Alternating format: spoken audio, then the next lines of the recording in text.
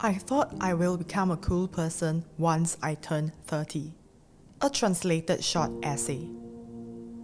I am turning 30 soon. When I was 20, I thought that 30 is an awesome age to be at.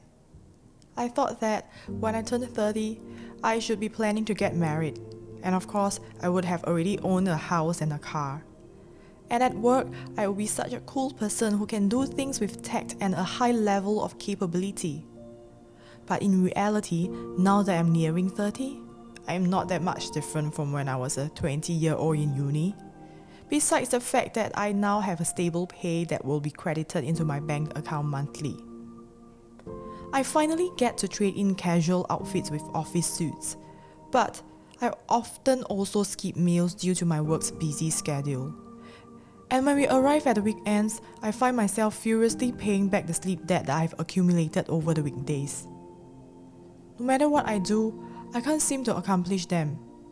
At age 30, I questioned myself. Is it okay to continue like this? I accidentally overheard a comment from a senior that I've not seen in a while. She said, to be working from a stable job is already a terrific feat. This encouraging phrase gave me tremendous strength. Perhaps, at the end of the day, those words that felt targeted towards me are all but my own perceptions. I am already 30, and although I am not an awesome grown-up, I am already doing amazing. It is not only those who have got a great career who can be considered a cool adult. Being a normal worker can be cool too. When I encounter other individuals who are on the edge of welcoming their 30s in the future, I will not bestow upon them suggestions that are way too realistic. Instead, I want to encourage them with the following words. You are already doing wonderfully well, and you will continue to do so in the future as well.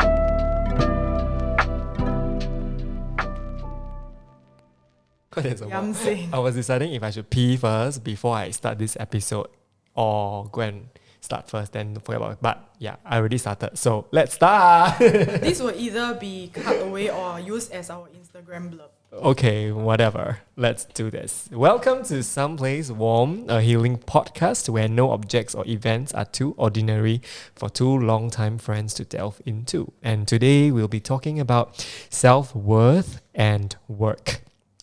The value of ourself and our relationship with work, especially Singapore millennials, right? And our workplace in the 21st century and during the pandemic and post-pandemic as well. And lastly, our work-life balance. What is that? What's the third point? Work-life balance. Also work-life balance. Sorry, I was very tired when I was typing this, but it's about the notion of work-life balance, and recently it has been rebranded as work-life harmony. Yes. Yeah, harmony. or work-life integration, as if this rebranding helps. Signifies something that is helpful. Actually, I think it's even more unhelpful. Yes. Oh, wow. Okay, so before we even start, right, Clara, can you tell our listeners, right, your experience with work and what got you into taking your sabbatical?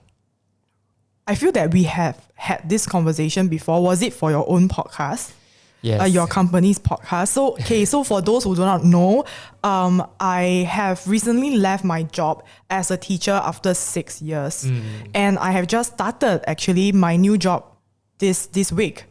So I have a lot of things to say. Oh, thank you. See, why must we congratulate someone on work? No, I'm congratulating you on a new phase in life. Yeah, it's not about work. So I have got a lot of things to say about work and the ways in which society views work. Oh my god, I can sense a very angsty podcast. I'm very angsty, you know why not? Because so the thing is that I took a sabbatical for 6 months because of my primarily health reasons. Yes. I broke my back. Yes. My womb ain't working. Oh no. And Okay. stuff like that. So I had to take break from work. It's either I take a break I actually applied for the sabbatical so-called, which actually there wasn't such thing called a sabbatical. No pay leave, right? It's a no pay leave because of medical reason. Half a year before I embark on the no pay leave because I want to finish up my projects and do, whatever needed to be done and for people to be prepared for the handover. And then during my break, I realized I have a lot of things to think about and, I had the headspace and the time to think about, and then I tendered my resignation. I'm sure a lot of things cross your mind, right? A lot of things crossed my mind. So I was sharing with Eric in his other podcast, which I have no idea when we'll see the podcast and the video will see the daylight. I went down to his office and I think we did the filming last year, October. Was it October? Oh my God. October or November, and then it never got to see the Daylight. light of the Day. day. Yeah. Yeah. Because we are just so busy with like work. So this Yeah. passion project is like film and then shelf aside. Correct. But I think your life is sometime next year. Next year? This year. Oh no, it's already next year, this year. Okay. Subconscious. So I think, what were you asking about? Yeah. Okay, so I have to repeat my story. But so basically, my ambition is to be a teacher. Yes. Right? Since secondary school, no? Yeah, 16 Yeah. in secondary school Yeah, I when know like the about that. school make you do the goal setting and stuff. Adam and, cool training, huh? yeah, but our own school also made us write down our like O levels. What do you want to score? And then Okay. I failed my PSLE, so I don't need to write anything. And Right. then like cause of the failure mindset of not like I just feel very insecure and like I felt that if I were to set a goal, then You don't achieve it. if I don't achieve it, then I'm an even bigger failure. Yes, very Until devastating. like teachers spoke to me and stuff, and then I realized that hey, maybe being a teacher is what I want to be, and how I can contribute to the society. Right. And my nature of liking to chat with Young people and working with young people and not having a desk bound job. So that was like my ambition and also my inclination towards the humanities. And that is why I went into a JC, and then I got by circumstances, practical reasons, I had to get a scholarship. And so I signed on the dot You for the sign your scholarship soul away. at the age of 19, right? Yeah, so in between 19 and 2019 was where my bond ended. Because I did my master's and everything, then I postponed 2 years, then it became 2019, like 10 years have lapsed Yeah. when the start of the signing to the end of the bond. Yes. Yeah, so and I was teaching for 6 years. So in my entire formative years, right, I have been just every day I know that I'm going to be a teacher or I was a teacher. So everything that I do has to do with my work. Because like teaching is it's not just an occupation, right? People have talks about, teaching is my calling. Okay, I didn't have that, but I know that it's something that I want to do, but it's also a job that I think has very high responsibility because my so-called clients are students. And I have very specific outcomes in relation to what are the ethical outcomes of education Yes. that I want to get. I believe in, and I very strongly believe in. And why did you feel so like burnout that you wanted to just take a sabbatical? I mean, mental health and physical health was the tipping point is the physical health, because physically I couldn't Continue anymore because I broke my back 3 times. But it's also the notion of like my entire identity, right? Is very much tied to my job, which is being a teacher. Yes. Like 90% of my time, my soul, my everything is teacher, and then as a friend, as a daughter, as a wife, then it's like on a very small slice of the pie. Sure. Yeah, and when I was growing up, because I knew that I wanted to be a teacher, so I craft my identity is cannot be dislodged or Correct. separated from the notion So of I teacher. really want to ask you, Yeah. the point where you decided that you don't want to be a teacher anymore, like, isn't it very painful? Because I cried so many times, you cannot Oh my God, believe tell it. me Like, about I it. think after that, like I had the last bout, and then I texted you. I cried again. It's just, it's I mean, something is when something is part of you and your identity, because I asked myself 2 years back, I think end of 2020, if I'm not a teacher, who am I? And I couldn't answer that question. And to me, it felt very scary. And it was the starting point of how I start to think about other things, right? Because like, you know, when I signed on the dot, like even when I was traveling, I was taking modules, I was doing everything, right? It was just I want to collect this rock for my class, or I want to take this photo of this exhibition when I'm overseas at a museum, because teaching material for it next is time. yeah. So and then my whole, you know, formative years was like I have been shaping myself in one way or another to be a teacher, and so it cannot be separated from my identity. It is my identity. Yeah. Right? And then it just happened that when I asked myself the question, if I'm not a teacher, who am I? I cannot answer this question. And that is why I don't have a work-life balance. Like I cannot delineate my work from my life at all. I cannot switch off, right? It's me, right? Do your colleagues face the same? Some of them, yes. Some of them, no. Some of them, teaching is just their job. It's okay for them. Maybe they can last longer in the service, unlike me. Yeah. So that was that. And when I took my sabbatical, and when I announced to people, or even before I announced to people that I decided to leave the service, right? Something very striking happened. What? A lot of people inbox me, and like, you know, I'm a very sharing person. I don't mind sharing, right? Like that's why this podcast can happen in the first place. Yes. I don't mind sharing, like, you know, like now, you know, why I decided. Concern. Some of them don't. I mean, if you express concern, I will engage you in a conversation. If I know that you're concerned about me, or that you are going through something yourself that is similar, I want to share also, so that you know that you are not alone. Sure. But there's just some kaypoh people, right? Yeah. They will keep inboxing me. Hey, change job ah? Hey, you never teach already ah? And then question mark, exclamation mark. What are you doing now? How much is your pay? All these questions that I feel, that makes me feel that, hey, it is very interesting. And you know, like I put a Facebook post, like the divorce letter for teaching. It's actually to just notify people. Actually, before that, you know, people who are close to me and already people, know they already know, right? And so you realize that people will ask you, so where are you going next? Where are you going next? What are you going to do next? So it comes back to this question that I want to talk about today. Why is it that your identity must be tied to your work? Like why? So people will be like, why is it that when you introduce yourself, you must be like, my name is blah, blah, blah.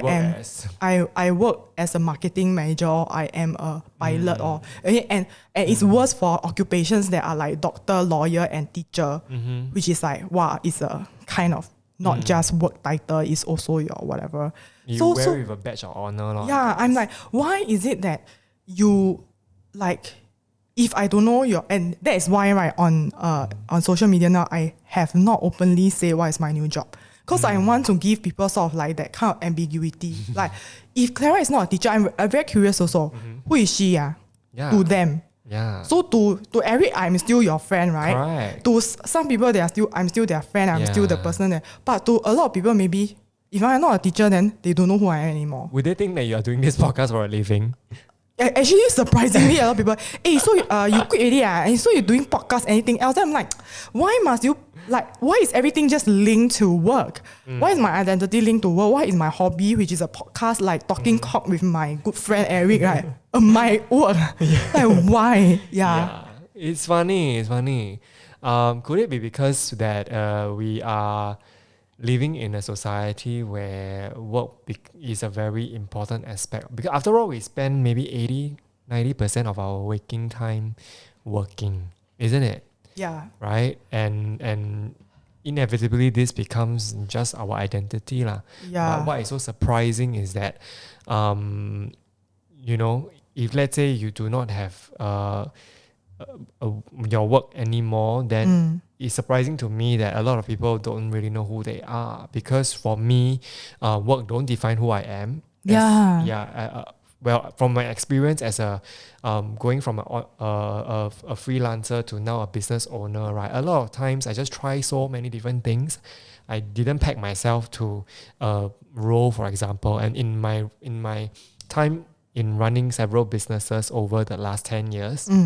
I never peg myself to, oh, I'm a this, I'm a that, I'm a business owner. Even I don't really like to talk about it, openly, that, oh, I run a business, because then it gives me the stress that, okay, then have I made it? Right. So I don't want to talk about that. Correct. That was why well. the few episodes ago, the marketing of the self on the internet, I was like, actually, I didn't consciously think of Eric as a boss. Yes. Until I saw him in action, which is actually, if we talk about our theme today, then actually it's a good thing. It's a very good thing. It's a good thing also, which means that without my identity as a boss, I can still somebody in somebody's eyes, right?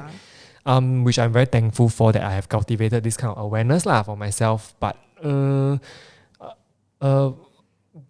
I can't say the same for other people, where their occupation becomes their badge of honor. Correct. Well, to some extent, yes, they work very hard maybe to achieve a certain standing in the society, like becoming a professor, or getting certain accreditation, or $1 million round table. Precisely. So this becomes very important aspect of who they are as people. Correct. But to me, all this doesn't matter. Correct. So let's have a sociology 1101, right? How did we and our society ended up this way, in which work becomes an indispensable part of your identity, and it's something that we are so obsessed about? Can I make a guess? Yes. Gas, GAS. Come. GUES. Okay, come. Can I make a guess? GAS. Put. I think, right? Yeah. Because we are in the industrial age. We are post-industrial already, babe. Yes, yeah. Living in the past. Our concept of work comes from during industrialization. Wow, everybody, let's clap for Eric. Ooh, is there a button for the clap? Oh wow, yes. Then now you cannot stop the clap.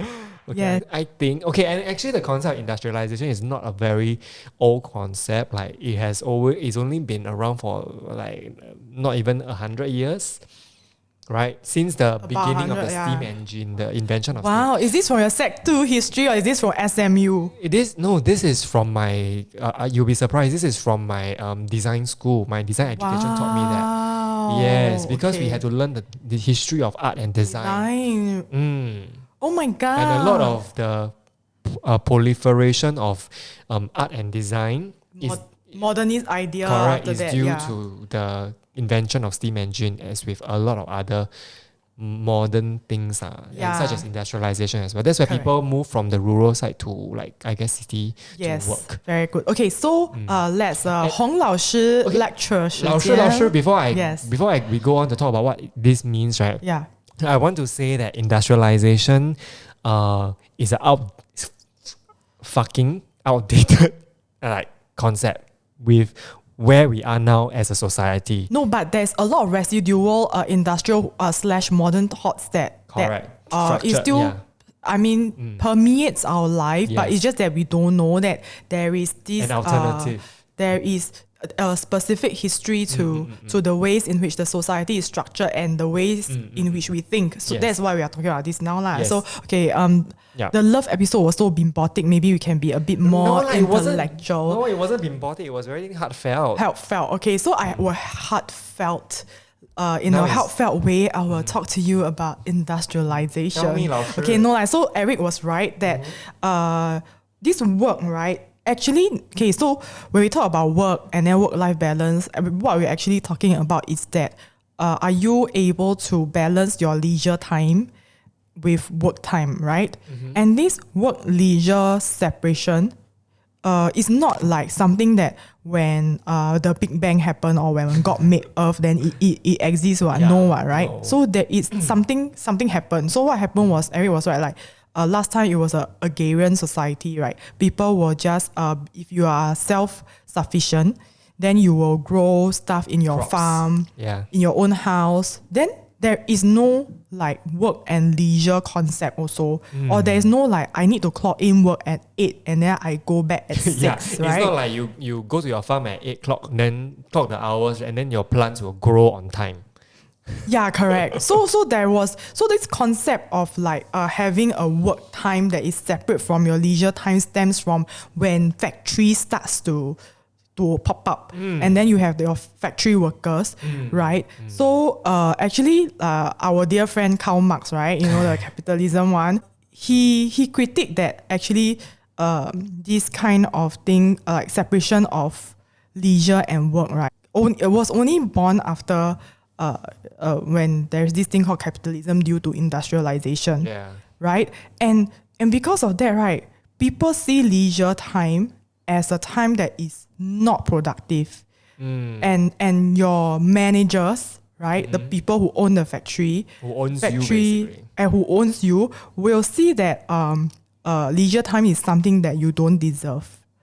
Because it gets in the way of economics, of maximizing your profits. Yeah. Yeah, and I think like, so this forms the setting of, you know, like why in the previous episode we also say that boomers have a very certain thinking about like, Work.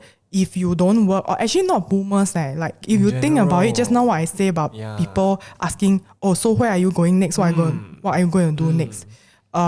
It's like if you don't work, right, it means that you are unproductive. It means that you're not a useful member of the society. I think that's a byproduct. Yeah, this kind of thinking is what makes like everything so intense now, right? And plus, I mean, during that time, there's also this thing called the Protestant work ethic, whereby this concept that emphasizes on diligence, hard work, and discipline.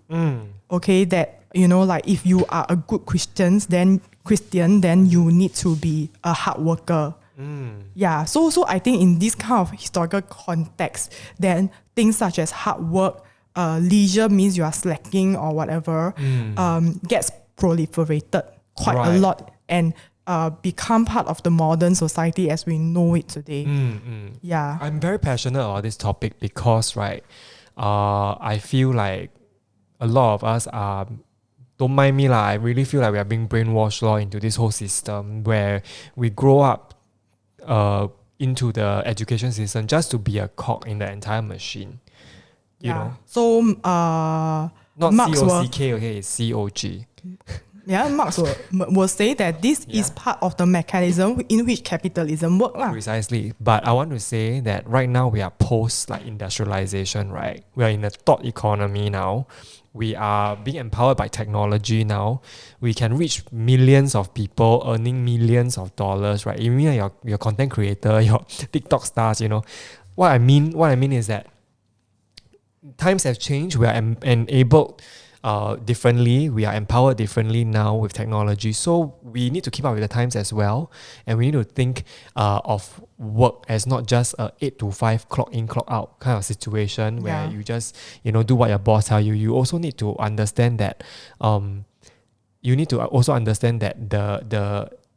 have that autonomy of yourself, whether it is through work or whether it is through leisure or whether it is you want to just, you know, lepak, you know, whatever. It is your call to make eventually. So I don't know why we are still, even though in this kind of era, still so hard up about getting a full-time job. I think you are saying that in the advent of technology and stuff like that, and when we move from an industrial to a knowledge-based economy, right? By right, it can afford us ways to escape this thing, this work leisure thing, or like or the kind of like thinking that hard work is very important and we need to contribute very, very actively to the economy. But at the same time, I think with all this, it's just that this capitalism becomes like it becomes even more entrenched. Capitalism is still here. It just takes another form. And I think that the other side of the coin is that because of technology, because we can have more flexible work, because we are not bounded to a factory, then it also enable people to stretch us in a more intensified manner. Yes, but then also there comes opportunities, because what is opportunity now? And I see it coming actually, you know, that people having side hustles and side jobs and side gigs because they don't have to report for work. Yes, correct. But then it's another kind of being tapped into the economy, right? Like, you get what I mean? So, for example, if we just very obsessed about turning this podcast into a money-making thing, Of course, yeah. which a lot of people are doing. And then one of my friends, I remember she was very, very, very like angry that she Why said that, angry? why is it that all the hobbies must become a side hustle? Yeah, don't have to. You have to, so it becomes that even the hobby and everything, again, right, it becomes monetized. Right. Yeah, into all this. If the purpose of monetizing your hobby is for you to escape your 9 to 5, which you like don't have any like passion, that it drains your energy and soul, then that's a good thing, no? But if let's say you are very clear that this is a hobby just for me to express myself creatively, it's very therapeutic to do the work that I'm doing through the hobby, then I guess I think that's okay lah. But I think not a lot of people. And the end, when it became of a certain scale, be it like your floral arrangement thing become a like side you business. monetize it, or baking, or like your social media stuff, then it becomes a work thing. Then it's something that you have to be wary about lah. Being wary and self-aware is also important lah, to what extent you want to turn this thing into something that is substantially going to affect your time, your energy level. I think that's something that we need to. But I think not a lot of us are very wary about our own energy level.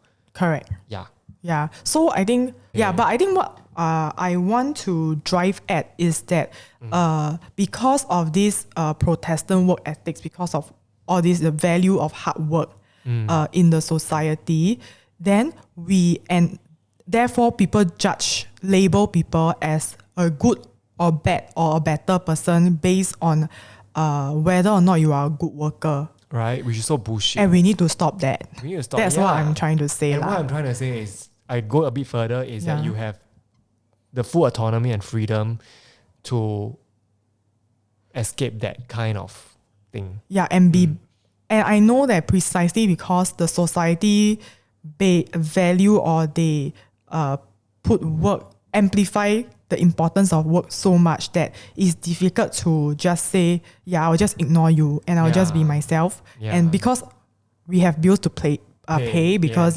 capitalistic we society. Still have to be very realistic, yes. Yeah, but it doesn't mean that you cannot make a statement and try to get out of this rut.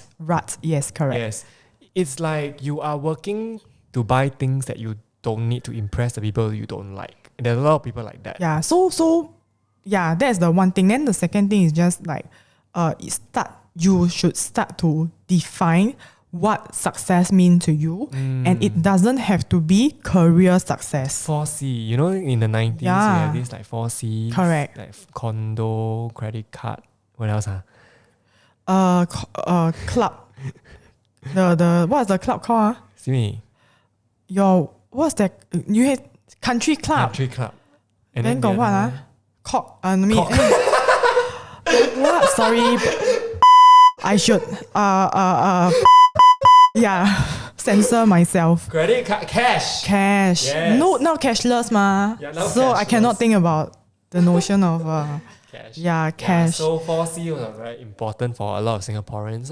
No, but more than ever also like your career. Your career, right? Where you are in the corporate ladder. Yes. So I want to pose a question, right? If let's say you are like a CEO of a fucking like famous company and you're known never mind.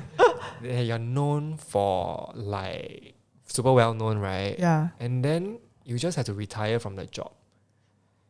And then after you retire, right, you're no longer you don't have a title to your name anymore. Yeah. What then the thing is, then what are you? But that's why a lot of people don't retire. They keep some of the old farts before they die. They die want to be someone still in the big company. Right, like a chairman, I guess. Yeah, I guess. Okay, so is there an end? There's no end. Pursuit of I don't know, glory or people's validation or what? Because it seems like what you do, because it forms a big part of your identity, then you have to care about what other people think of you lah. Yeah, so through the your work. first one is like, for yourself, then don't be so hard on it. And then secondly is why are you judging people? Yeah. Stop it. Yeah. So Stop why judging you people, judge man. Clara for quitting her job? Or like other people. Stop judging people. Workplace in the 20th, like we mentioned earlier, right? In the industrial age, it is so different now lah. We are especially post-pandemic when working from home is also has become a norm now. Yeah. Do you think it's still healthy to maintain that mentality that 9 to 5 is the way to go? I think it's not healthy leh. Okay, so I wanted to say that just now we were talking about like now a lot of work has to do with like a knowledge base. As opposed to like unless you are in industries that is like manufacturing. Even manufacturing, you can do it with robotic arms already. Yeah, but there's still a lot of people who have to work with their hands, to make certain products, or even like if you talk about artisanal places, right? But those like parts of that job can be done not in the physical space, for example. So I think a lot of us, and one good thing about during the pandemic is that they force people to think and experience that work can be of another nature, and work sometimes can be simpler and done faster. Yes. Why is it that companies, and actually, and before we go to the company, and also that you are no longer defined by work. But okay, explain this point. Because you spend more time at home, right? Yeah. Then you also start to realize that, hey, actually I'm a father too. You spend more time with your kids. For the gonads out there. I don't know lah, but you also realize that you spend more time with your parents, for example. So the pandemic has this other effect of forcing you to also, if you have a good relationship with your family, you have better relationship from there. But if you're bad, it also forces you to confront all that, that bad relationship you have. So what I'm trying to say is that work is no longer an excuse for us.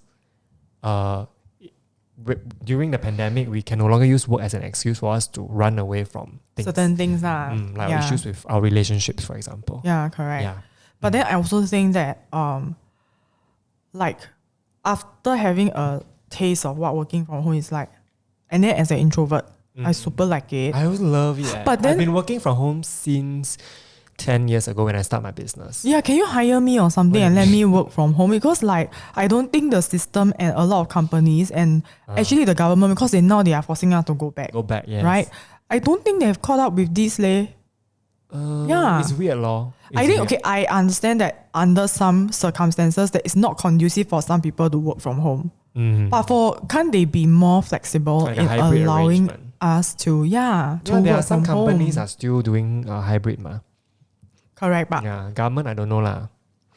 So I think my new job requires me to be on site more than it is necessary. Maybe I think job requirement some it's necessary, but I think we can afford to be more flexible. I would like it to be more flexible, and actually I am really more productive at home. And if you save on the travel time sometimes, right? Yes, man. It makes a difference. Yes. 2 hours of traveling time. Yeah, and I think like my husband, who is not locally born, right? He observed something in the Asian society, which is that this phenomenon whereby he observed Singaporeans having long lunch breaks and having to stay in the office to clock certain hours, but they might not be as productive as people who knock off early in other countries. And then I have also a friend, he worked in a Japanese firm, and he told us that he has to only go home at 6+7. After his boss, right? After his boss leaves. Yes, it's a culture thing. Yeah, so I think it's time for, I don't know how to restructure this kind of thing because I'm not a powerful member in the society lah. But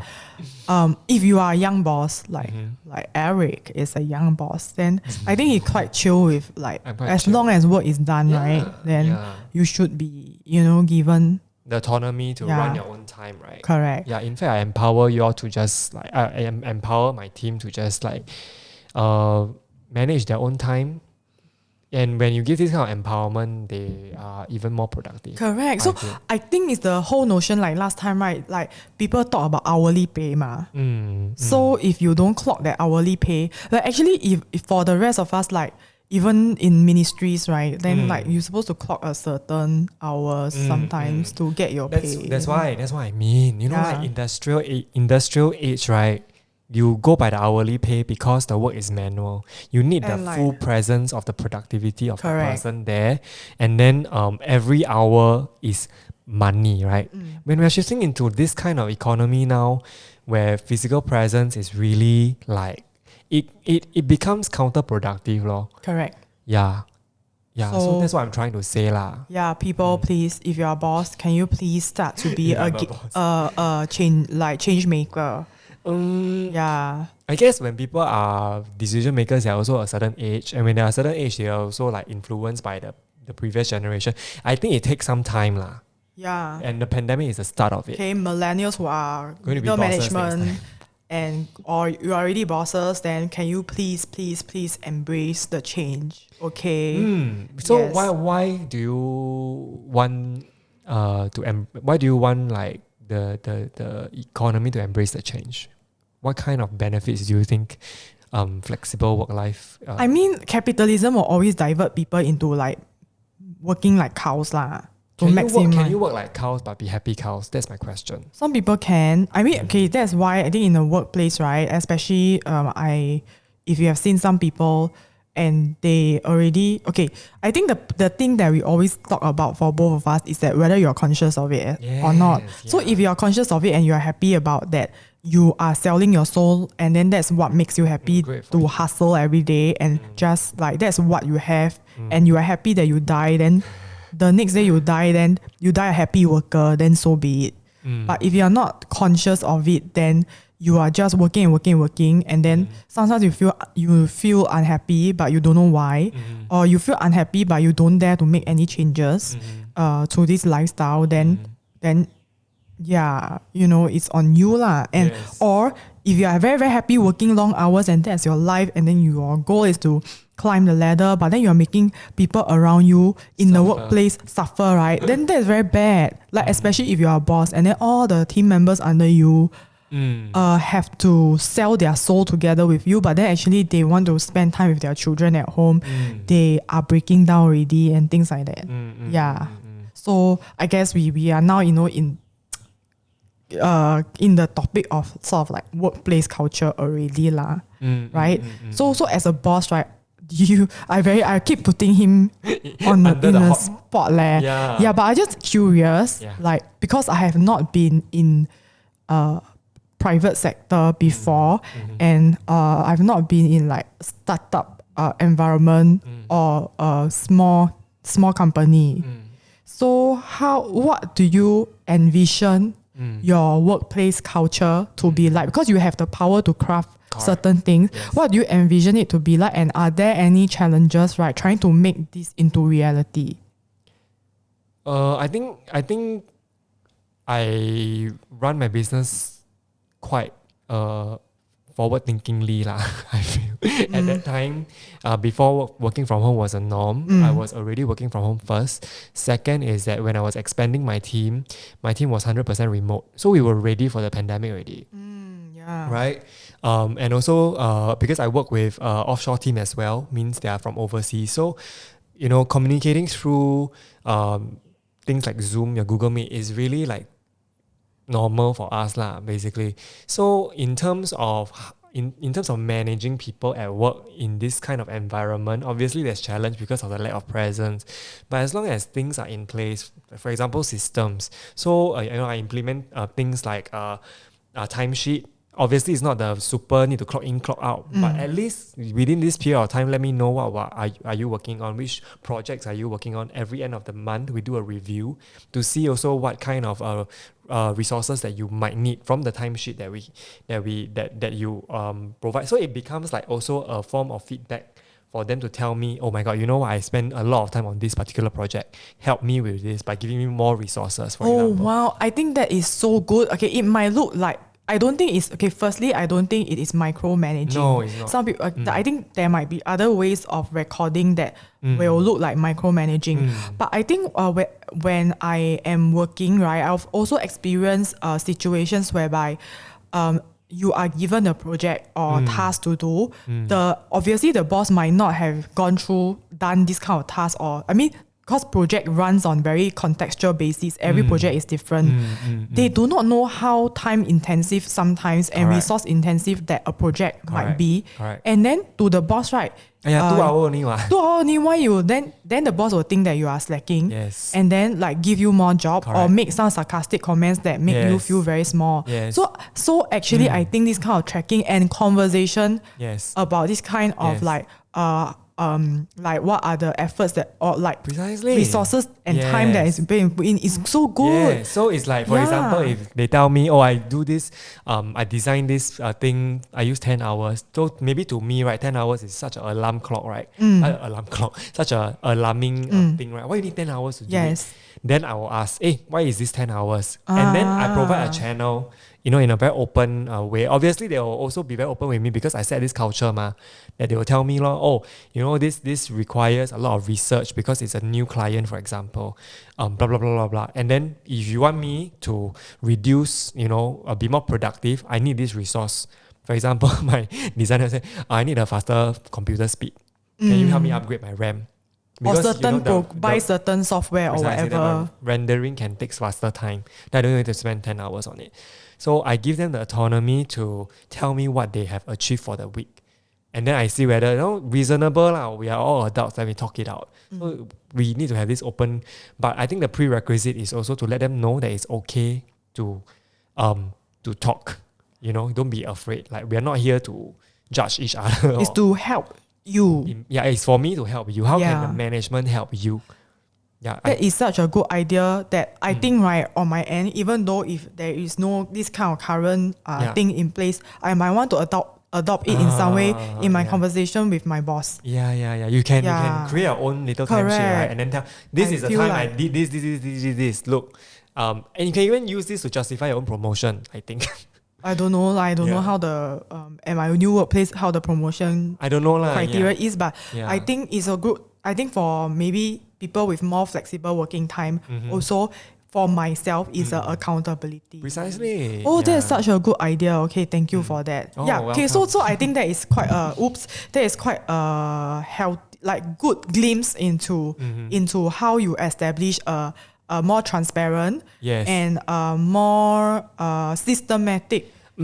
So this is a system that we create, right? But I think that the people implementing the system is the most important one. In fact, if let's say I'm a manager, right, I implement this system, but I'm super micromanaged one. Correct. So what is your intention of implementing this system? Precisely. Is it to give support for your employees, or is it to micromanage so that you feel that you can grab, have the grasp of everything? Precisely. And then you attract employees, right, who game the system and then tell you that. Yes, correct. That's totally, I get what you're talking about. So it's the same system. Yes. But it's how the manager is, right? And how you use it. It's how you use it. And what are your intentions? Yeah, that defines the outcome of things. Wow. So I think business is a philosophy that is very interesting to talk about. Wow. Okay, this is the first time I talk to Eric about this kind of thing. Okay, I'm very happy to I learned something new from you, and I think you are right to say. So I want to continue that thing where you say that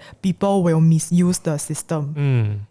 So I think that when in the case where there are certain processes and structures in place, but they are being implemented in a not a thoughtful way or in a controlling way, then there are always people who want to game the system, or people are trying to get around the system, or they want to win the system in a certain way that will make a workplace very unpleasant to be in. Correct. So it comes from the top down, I feel. I think it circulates because then people will behave in a certain way. So that's where you have a toxic culture or whatever. Both of us, we were trying to refrain from using the word toxic. We use it so many times. But then that is, okay, so that's what we are trying to get at as well. So I think at the worker level, because at the worker, I'm the oppressed proletariat.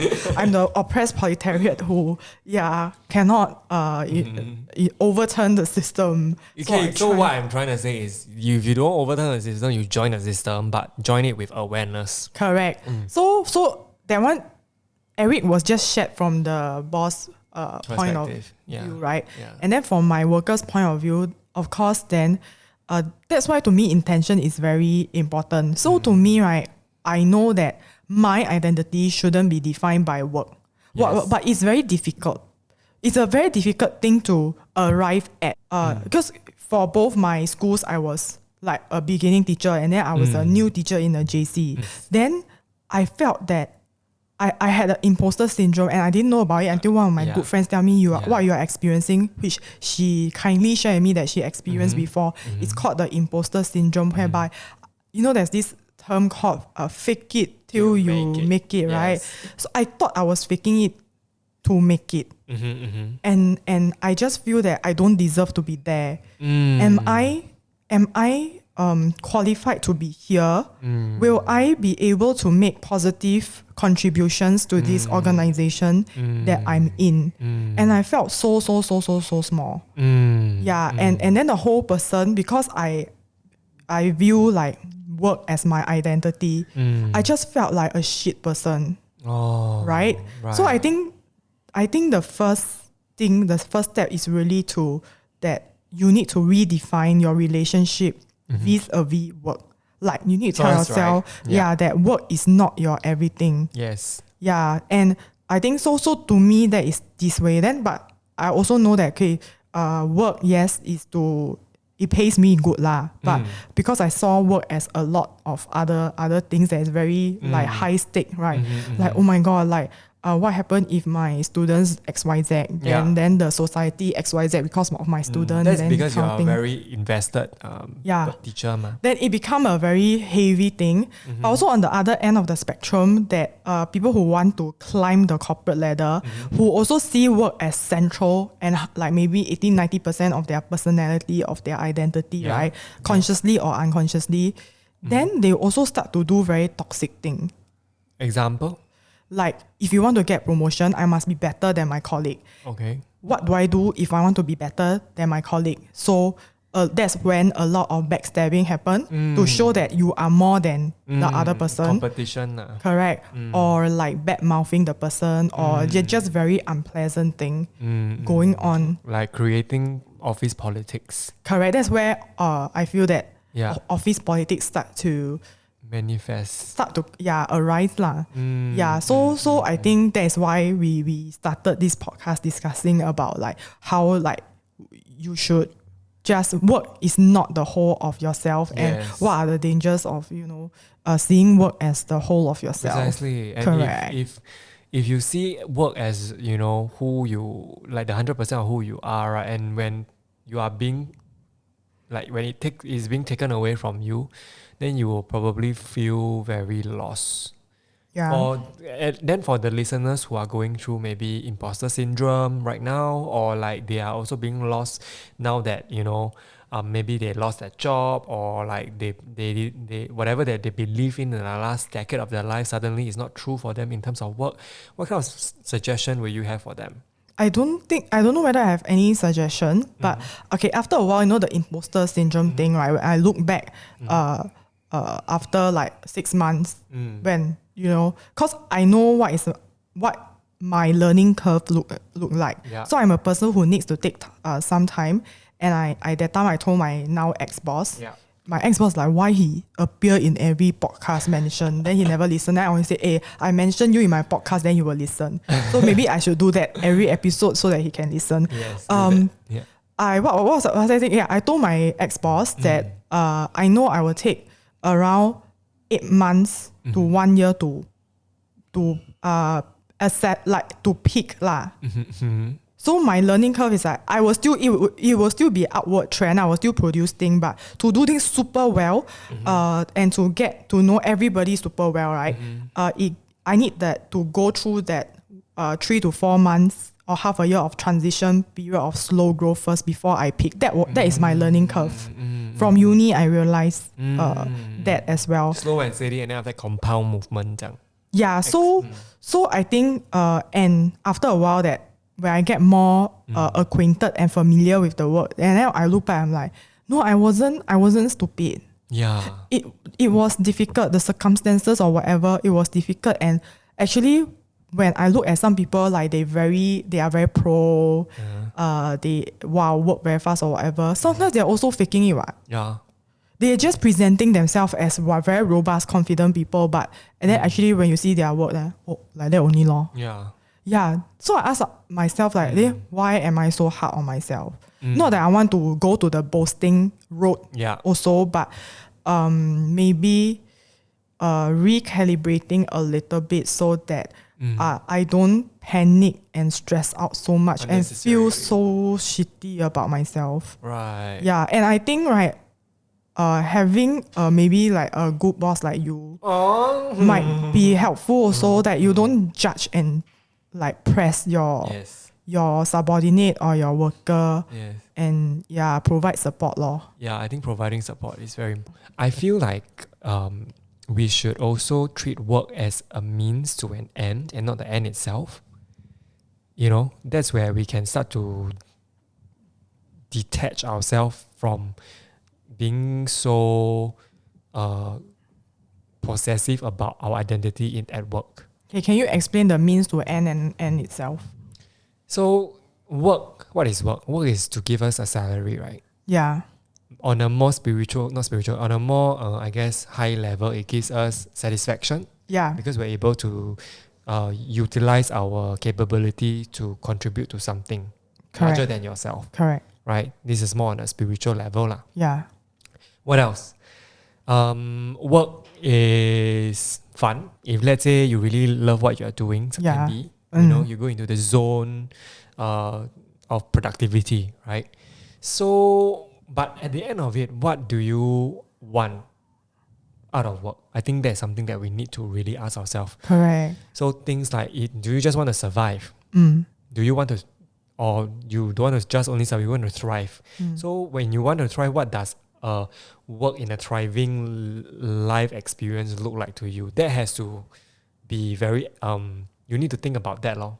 Correct. So actually I am in the middle of this also, like because I think we had this discussion also, right, during my break and like after I attended my vaccination in my previous job, because like what I mentioned in the beginning of the podcast, like work and like passion is very much overlap for me. Okay. And then I was trying to see that, okay, what if, right, I go to a job whereby it is just to give me a salary? And that's fine. That is fine. If at the end of the day, you know that this is just to pay my salary. Correct. But I keep veering towards the work and fun and meaning. You want to achieve that, you know, that ikigai. It's not I want to achieve, but I realize that if work is not fun and if I don't see any meaning, right? Yeah. Then it becomes a not nice experience, not as nice experience. And I think I feel uncomfortable with that. It's not that it is wrong. It's just that because I've been so habituated to overlap work and passion. And that's fine. That's totally fine too, I feel. Yeah. Then because therein lies the problem, I am an all or nothing person, right? Okay. So like I am scared that I will veer towards the if I give my all, if I whatever, then it consumes me. So I am aware of this. Like so I am trying to navigate. Sure, but what is your angle? Your angle definitely is not wanting to be consumed, right? Correct. So what's your angle? I think that so I'm in the midst of shaping and figuring out along the way. But at least now I have this knowledge and awareness that it is at least something that I'm figuring out. I think I went through this stage a few years ago. Exact feeling of you know, because especially when I'm doing my own thing, right? Yeah. There's a lot of trial and error, and then sometimes there will be, oh my god, am I on the right track? I want to do things that makes me you know, happy, but at the same time I also want to earn money, you know. So at that time I asked myself, at the end of the day, how does a typical ideal day looks like for me? And then I started to, brainstorm lah. For fun lah. I started to brainstorm. Oh, I want to wake up very happily, have like work with a team of people with a shared vision. And then I want to have the freedom to conduct my own whatever thing that I want to do, etc. That's my end goal lah. And then the next question I asked myself is that if money wasn't an issue, what would you have done? Like in a very hypothetical, magical, imaginary world, right? If money wasn't an issue, what would you do? And then it has been my guiding post since that day that I match what I would do if money wasn't an issue, and also what my ideal typical day look like. And then I try to design my life around this. And it has gotten me to where I am right now. That is, I'm running a business that's giving me quite a bit of freedom lah. At the same time, also some satisfaction. I don't think that I've fully gotten like super satisfied with where I am now, from a work perspective. But at least I know that it is getting closer to what I envision for myself. So I think having a vision in the beginning can be helpful too. Then you work towards the end in mind lor. I think that's quite powerful reframing for me. The part about that you envision how your ideal day will pan out. Right. Because to me, right, or to many of our listeners out there even, you think about the career as a never-ending long, or okay, even if it's a short career, 2 years for millennials nowadays, right, 2 years, or 5 years, or boomers, 30 years, right? Like, at the end of my career, what I want to get, or 5-year goals. Yes. But your everyday is what matters. Your whole lifestyle. I'm going to do that. I'm going to do that. Like I like your idea of the daily thing. How will my day look like? Right. Yeah, and I posted on social media the other day. Yeah. I woke up at 7 o'clock. And it makes a difference from waking at 5:30. And I had breakfast at a coffee shop. I was very shocked. It was a new experience for me, out of body experience. And I can quite guarantee say that your ideal day, right, has nothing to do with what kind of work you do. Oh, okay. So some parts of my work might be like if I do research or I talk to certain people, then that can be exciting also. Right. So, but then it is not the work that determines your level of happiness already. It is the act of the work. I don't know how to explain. Okay, I know what you are trying to say. Like, it's not that because I am doing this 10 million potential profit project that makes me happy. Yes. But it is the process of doing research or having coffee with a business partner that makes your day good. Yes, that makes your day good. And I can guarantee, right, if you keep doing the same thing that you really enjoy, within what you are capable of, money will come. Oh, okay. That's another topic. For your business. For me, I'm a proletariat. That is a fixed pay. So I tell you, the opportunity in this new economy, right, is that a lot of people can have multiple stream of income now. Okay. I super love doing this podcast. Can a sugar daddy sponsor us and then make our whatever the money will come true? Kidding lah. Yeah. Okay. So on that note, right, we need to draw healthy boundaries in the workplace, as well. And I think, to wrap up, we also want to talk about this thing called there's this thing, work-life balance or work-life harmony. Do you think, firstly, is there such a thing called work-life balance for real? Can it happen? Work-life balance. Then I have to ask our listeners, what is balance to you? You know? If let's say balance to me means working 14, 16 hours a day and I'm totally fucking balanced, good for you. Then you have achieved work-life balance. Right? So I think it's still down to the individual. That's why I think HR policies cannot, neglect the fact that it is still the individuals that needs empowerment when it comes to work-life balance. So give them the autonomy to just plan their own time lah. Okay, I think also I think with this work-life balance, I seen it as a student. as a student. Student. Student because I neighborhood school kid ma. Yeah. As a student, like I think they pasted in our school like work-life balance poster. Then I thinking back, like, how does the teacher feel about it? Anyway, so but like visually, right, when you think about work-life balance, like if you are a visual poster designer, you will have the scale, the tipping. I think you'll be triggered. Yeah, the tipping. Nina, babe, I work until 10 p.m. I work until 10 p.m. You tell me work-life balance. No, but then, that one is like the 20 years ago when we were a student. Then there's this, if I'm a designer, then this tipping scale, they will put like, then visually it'll be a 50-50% work and life ma. No meh? If the ideal if lah, the balance idea. is 50-50, then I guess they will say lah, but they were very clever now. You realize that people don't say work-life balance. They say work-life integration or work-life harmony.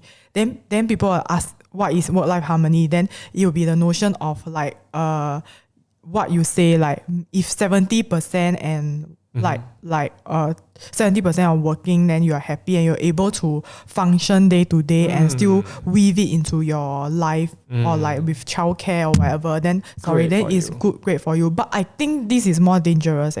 Tell me more. So if you are saying that we are unable to blur work and leisure, then the percentage of burnout will be even higher. That's why self-awareness, very important firstly. Yeah. Of your own energy level, of how much you want to chiong at work, of your own ambition, of your own time that you are willing to sacrifice. The trade-off, not sacrifice, there's always an exchange of energy, of time and effort and towards money. And then the second thing is the managerial, I guess, policies that are in place, that how much autonomy do you give this person while you encourage work-life balance. Yeah, if you want to be a damn like micromanager, right, towards and then you also preach about work-life integration, then I guess you'll be stressing this poor fella at work. It's a multitude of factors, I feel, that but I think we are human beings, we deserve like a certain sense of autonomy, and I feel like things are better now with the pandemic. Like HR is, implementing more mental wellness No, but I also think that but don't play lip service. Correct. So I think it can be in some situations the pandemic make people more aware. Yada yada yada is good. On the other hand, the pandemic so mental health is a buzzword now, right? Yes. But I think for big organizations especially.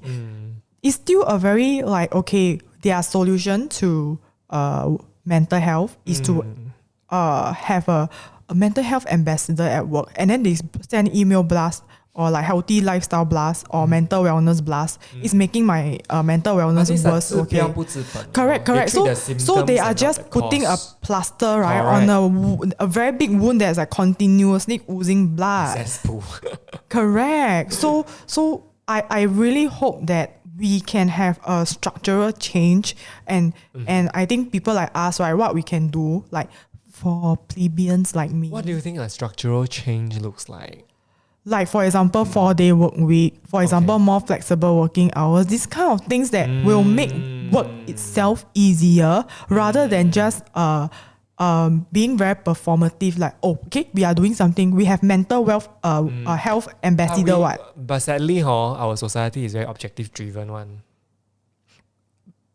Meaning what? Meaning, whatever we do, right, there must always be an end goal. Correct. Very sadly, very sad to say. Yeah, so that's my frustrated part. Okay, so I think it's about time we have to like sort of wrap up. Yes. To conclude, right, we are talking about like redefining your relationship with work, and that work doesn't have to be 100% of your identity. If you want it, it's also okay, but the important part is self-awareness. And we also talk about certain tips and tricks to help you redefine your relationship with work. Yes. Yeah, Eric giving his perspective as a business owner and me giving my perspective as a proletariat. No, as a blue collar worker, not blue collar. As a worker lah. Yeah, not a business owner. Yeah. So at the end of every episode, right, we want to share certain recommendations. Yes. And how I cope with work and stress, because I have very bad migraines. Yes. And I have very bad anxiety for the past 6 years. A good thing that I have been using was essential oils. Sound like auntie, right? So one day I didn't know about this thing. Then when I went to Taiwan with my friends, and the room was very like smelly or like dusty lah. So and it happened that there was a humidifier, like that thing outside the hotel, and she brought essential oils with her, like just for headache or whatever. And then we just DIY ourselves, and at night I could sleep very well. And anyway, I'm a very scent kind of person. I think it's quite scientific that essential oils has therapeutic effect. Correct.